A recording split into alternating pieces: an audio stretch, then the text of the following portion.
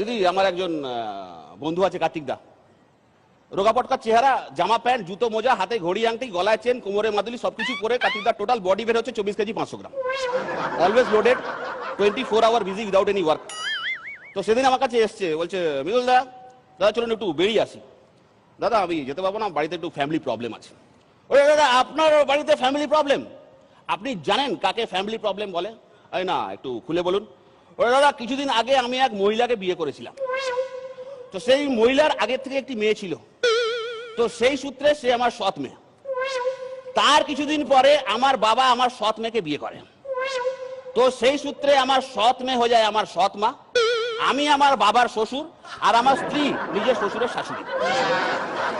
তার কিছুদিন পরে আমার সৎ মেয়ের একটা ছেলে হয়, তো সেই সূত্রে সেই ছেলেটি আমার ভাই, কারণ সে আমার বাবার ছেলে। আর যেহেতু সেই ছেলেটি আমার স্ত্রীর মেয়ের ছেলে, সেই সূত্রে আমার স্ত্রী সেই ছেলেটি দিদিমা, আর আমি আমার ভাইয়ের দাদু। এই অবধি ঠিক ছিল, বুঝলেন কিনা? হ্যাঁ, এই অবধি ঠিক ছিল।